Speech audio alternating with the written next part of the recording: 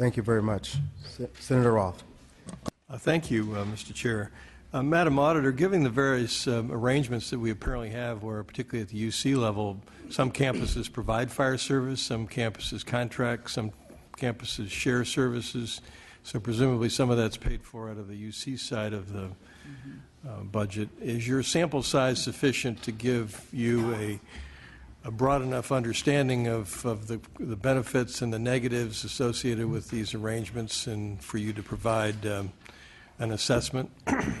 Well, I don't know what the three UC campuses that were designated or in the letter from the members, what their arrangements are, but I think we could get at that particular issue in discussing with UCOP at headquarters, determining what happens at some of the other campuses, and certainly the same thing at CSU at the Chancellor's office, to really understand across the board what are the various arrangements that all of the campuses have to try to get at that issue. Looking at 4 CSU campuses and 3 UC, that's a relatively tall order for us to go out as far as conducting audit work at each of those locations, as well as conducting work at headquarters. If we were to expand the scope and increase the number of campuses, then the cost of the audit is going to go up.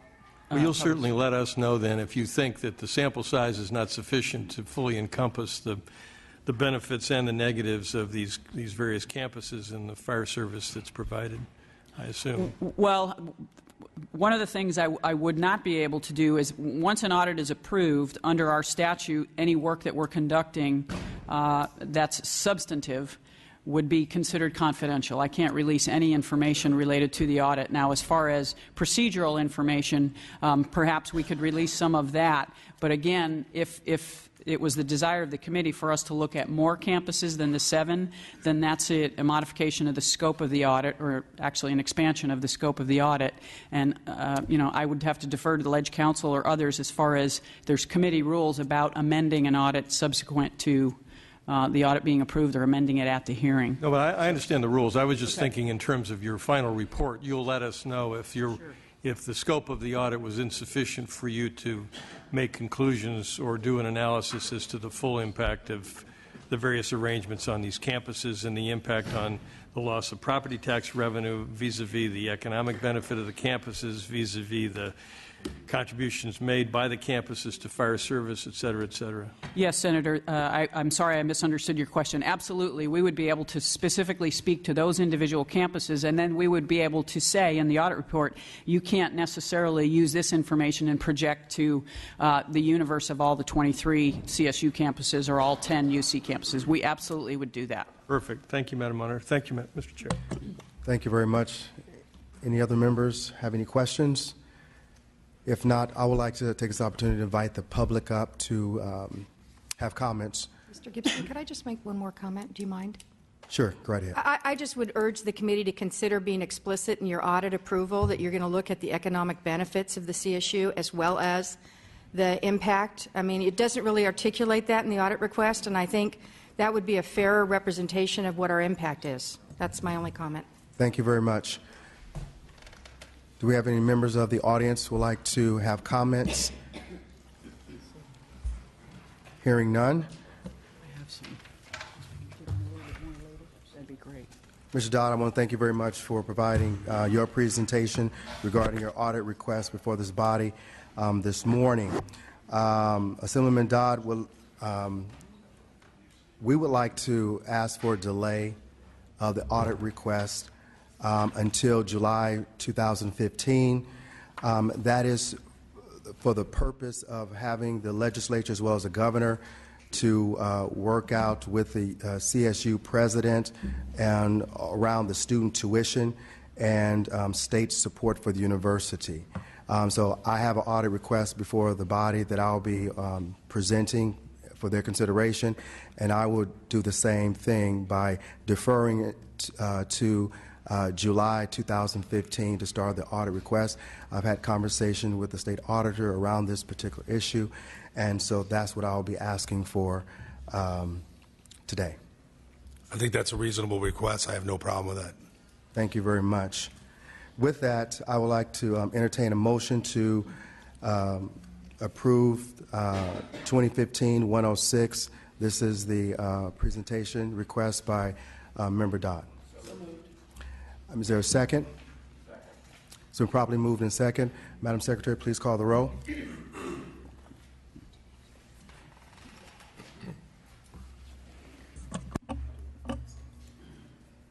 Assemblymember Gibson. Yes. Gibson, yes. Ashajian. Baker.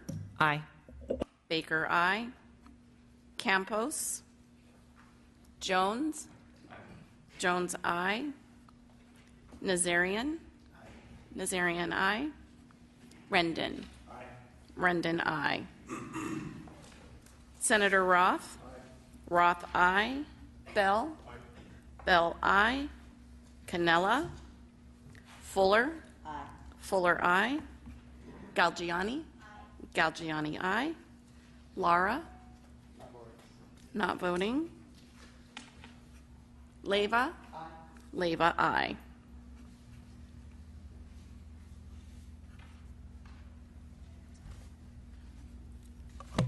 That item is approved. I would like to entertain a motion to delay the start of the audit into July 2015. That's the motion. Second? It's been properly moved in seconds. Madam Secretary, would you please call the roll?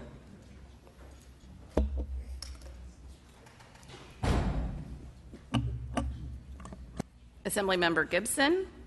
Yes. Gibson, yes. Ashajian. Baker. Aye. Baker, aye. Campos. Jones. Jones, aye. Nazarian. Nazarian, aye. Rendon. Rendon, aye. Senator Roth. Senator Roth, aye. Bell. Bell, aye. Cannella. Fuller. Fuller, aye. Galgiani. Galgiani, aye. Lara. Not voting. Leyva. Leyva, aye.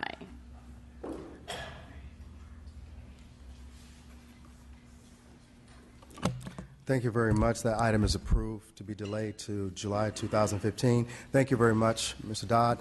Mr. Next, Chairman, we'll have Member Rendon for your presentation.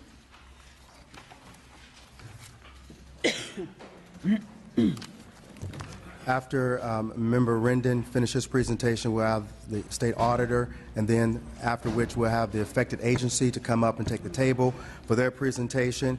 Then we will ask for members' comments, and then the audience from there. Mr. Rendon, you're up.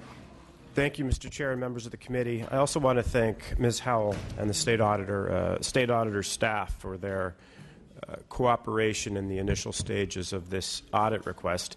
This morning, I'm respectfully requesting an audit of the Central Basin Municipal Water District, along with co-requesters Ms. Garcia and Mr. Lara. The Central Basin Municipal Water District was created in 1952 to import a supplemental water supply from Northern California and the Colorado River. The growing population in Los Angeles County, decreasing groundwater supplies, and seawater intrusion meant the creation of the West Basin Water District to also acquire imported water. The West and Central Basin Water Districts worked cooperatively together for quite some time under one management. In 2006, conflicts between the two agencies caused them to split formally. The Central Basin has continued to clash with other agencies, which is costing significant amounts of public funding in legal fees. Also, board members' behavior at Central Basin has also been called into question in recent media reports.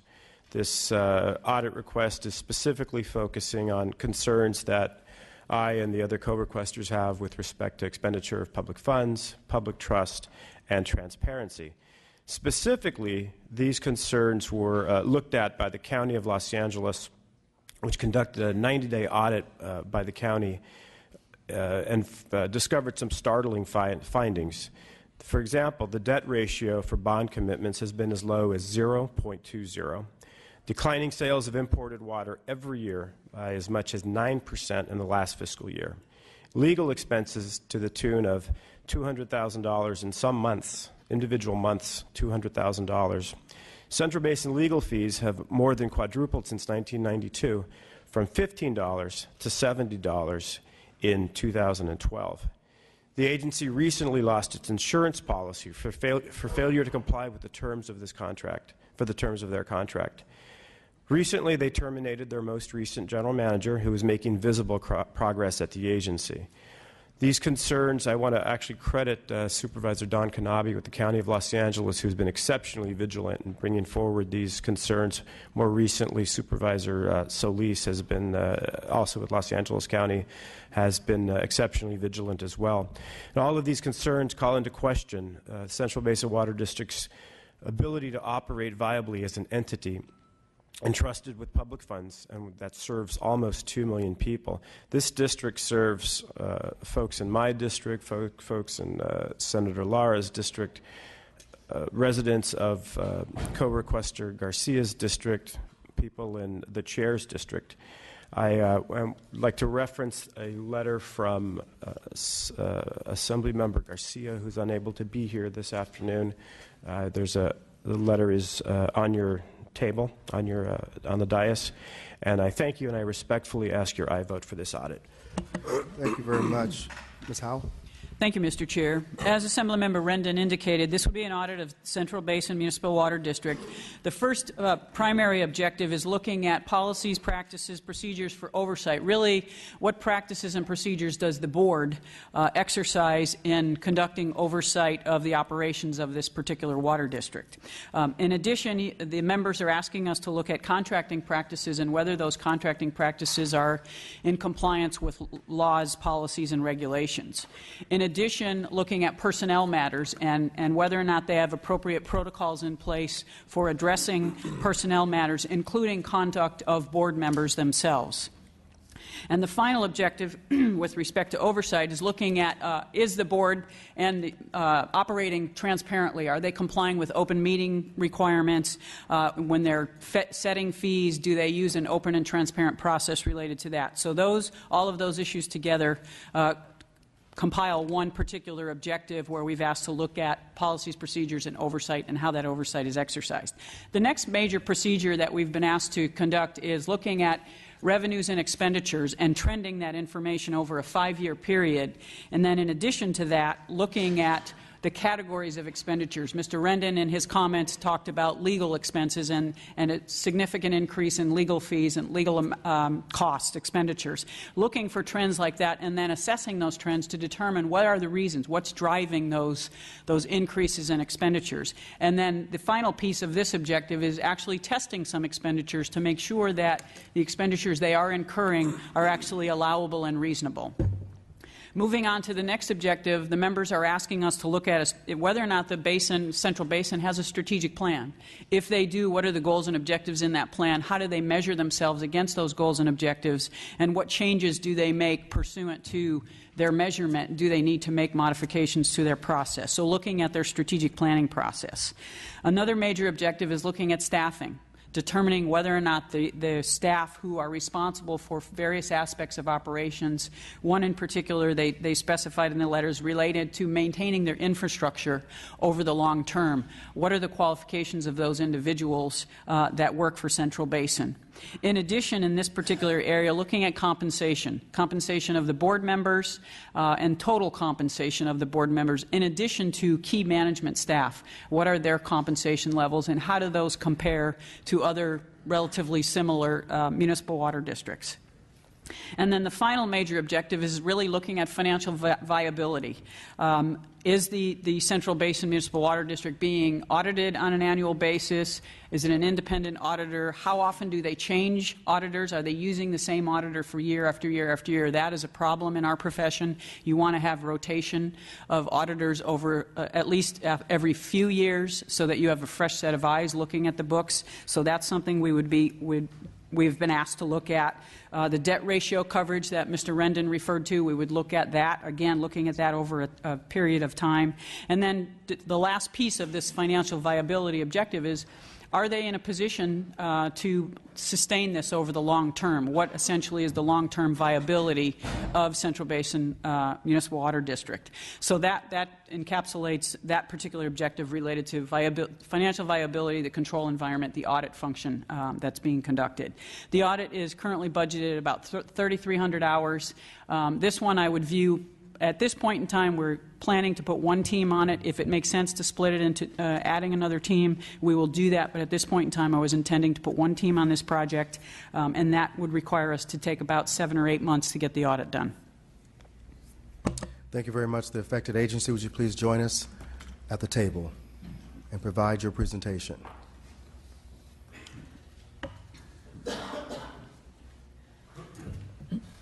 After which we'll have the members to weigh in with any questions right after their presentation. Thank you very much. Thank you, sir. My name is Kevin Hunt. I'm the General Manager of the Central Basin Municipal Water District. I'd like to thank you for the opportunity to address the committee. Central Basin, as I mentioned, serves 2 million people in central and southeast Los Angeles counties. It's very socioeconomic diverse. Many of the city and communities are disadvantaged. Over the past several years, there's been significant negative media scrutiny of the agency, and I will say this, much of it warranted. We have been informed there's a pending audit request for the district. We are here to express two things: our agency's continued commitment to meeting the water needs of our community, and also support for the audit requested by Assemblymember Rendon, Assemblywoman Garcia, Senator Hernandez, and Senator Lara. We've had an opportunity to meet with Assemblyman Rendon and Assemblywoman Garcia. Both of them represent our service area. They were very passionate in their presentation. The concerns that they expressed are of utmost importance to us and to our board. We passed them back the feedback to the board unvarnished. I wanted to thank them particularly for taking the time to meet with us, for providing their feedback and allowing us to provide them an update on the state of the district. We remain committed to working with the members of this committee, the members of our legislative delegation and state audit, to address any questions and concerns. We do have a couple of comments to make based on my observations the last 4 months as the general manager. I've witnessed an organization that is committed to working in partnership with other agencies to meet the water needs of the more than 2 million people. The 18 people on the staff there are hardworking, dedicated individuals. Every single one of them, despite the turmoil around them, pitches in and does their job. We currently have no outstanding issues with any of the wholesale or retail agencies in our service area. But we're still committed to moving our agency forward. We recently completed negotiating a water deal, very key to our area to provide replenishment water. It involves the Metropolitan Water District of Southern California, the Replenishment District of Southern California. It involves the Upper San Gabriel Basin, the Upper San Gabriel Municipal Water District, and the Los Angeles County Flood Control. We did this, and water is being delivered right now to serve the citizens in the service area. We also set up a monthly meeting, which includes not just every retailer in our service area, but all of the major wholesale areas in the area, so that we can all be on the same common front. This is a very critical time in water. One of the interesting things, this is a time when we're being asked significantly to reduce our water sales.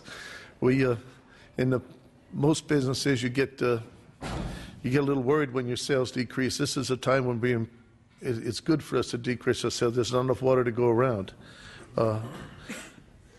With regard to legal expenditures, our legal expenditures at one time in the past hit a high of $2.6 million in a year. Absolutely unconscionable for a small district like ours. This year, it will finish below $500,000. Next year, we'll be budgeting for $350,000. I expect to have no pending litigation for this district by the end of this year. We have alternatives, 3 sources of water. One is our potable water sales, and as I mentioned, we're trying to reduce those as part of the governor's request for conservation. Recycled water sales is another key issue, and we are actually building up those sales for recycled water. It's a very reliable source of water supply. We also have replenishment water, replenish the groundwater basin, and we work cooperatively with all of our member agencies to do that. Over the last couple of months, we've started with revising our admin code to put more teeth in it in terms of director performance. We have director training and team building going. We are doing an updated strategic plan, which will directly involve a workshop with the directors where the values that they commit to will be discussed and open and compared to their behavior. We have frozen the stipend for the third consecutive year for the directors, and we don't expect a potable rate increase. We think we're doing much better. We know we can do better still yet. We welcome the education from the state auditor. I've seen their work in the past, and it's excellent. And so that's all my comments at this time. We're open to answer any questions you may have. Thank you very much. Yes, sir. Do you have any comments? I don't. I'm here with Mr. Thank you very much.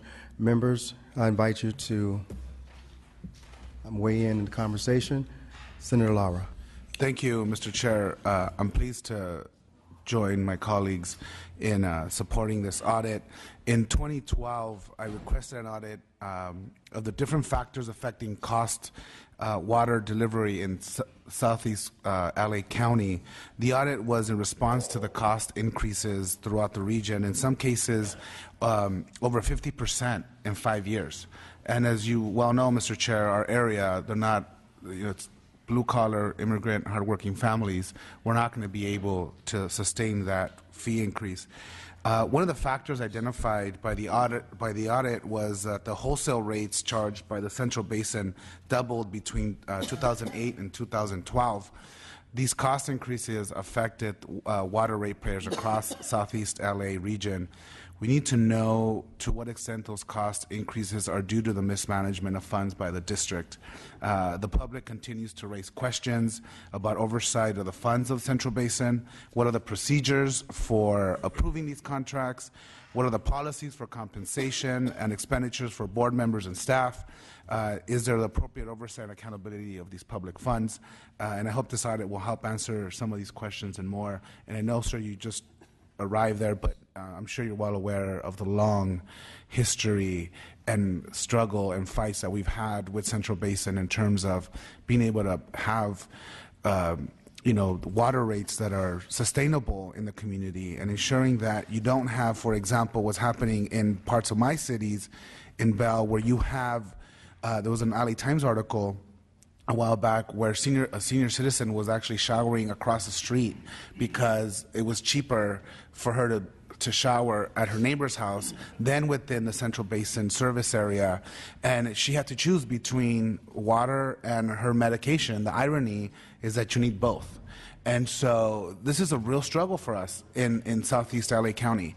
And as we not only deal with Central Basin, but with the different municipal water agencies in Maywood, and it's just all these fiefdoms that exist in this area where there's no kind of standardized set policy of how we're going to deliver a reliable source of water, an affordable water option for low-income residents, which the majority of our constituents in Southeast LA County are. And so this is just another effort to try to get at understanding what are the issues that are affecting the water rates for our mutual constituents. And so I'm proud to support this effort. Are you complete, Senator? Yeah, I'm done. Thank you. Any other questions from any members? Move approval of the request. Okay. If you can hold that, we want to do public comment right now, but just hold that thought. We want to invite, if there's no other questions from the committee, we want to invite the public to use that microphone on my left to provide your testimony. Hearing none? Second the motion. Okay,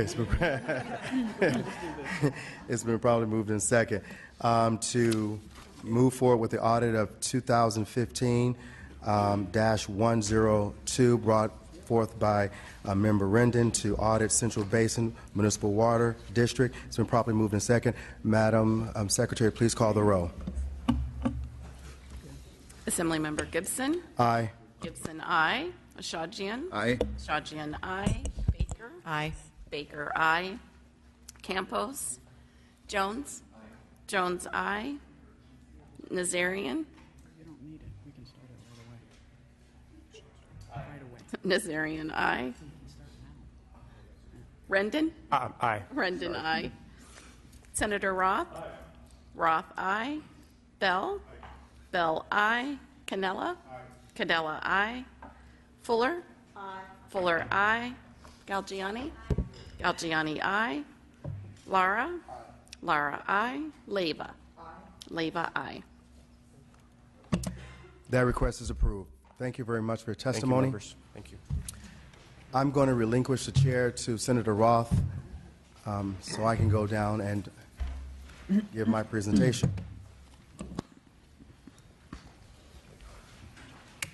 Thank you.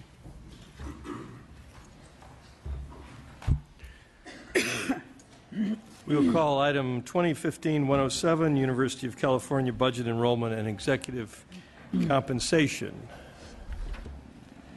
Mr. Chair Gibson, you may proceed. Same rules apply.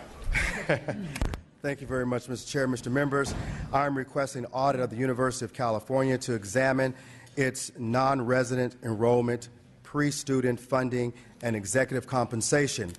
The UC system is one of the nation's most prestigious public institution of higher learning in the United States of America.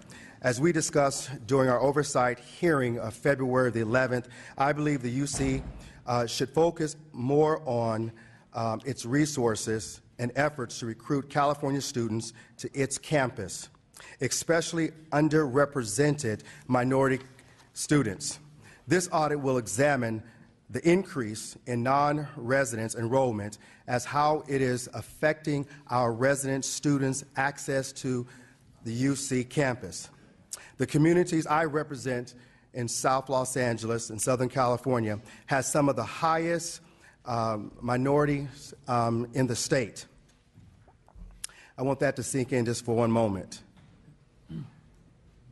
I want to know if the eligibility of California students are being denied access to quality higher education at the UC campus as a result of the increase of non-resident enrollment. The audit will also update the body on how the UC is addressing its inequalities of pre-student funding on its campuses. In 2011, the state auditor issued a report that identifies the huge disparity in the UC pre-student funding. In fact, four campuses with the highest concentration of minority students receive the least amount of funding per student. Let me just mention those campuses: Merced, Riverside, Santa Cruz, and Santa Barbara. The audit I'm requesting will look at the progress by the university in leveling the disparity. I will also review how the increase in non-resident enrollment is affecting pre-student funding. Finally, this audit will examine the executive compensation. Many others have heard in the news that have taken place. And we're asking the auditor to look as part of her audit in this disparity in the things that's been brought out. Members, although I agree to delay the start of this audit until July 1st to avoid interfering with the ongoing negotiations,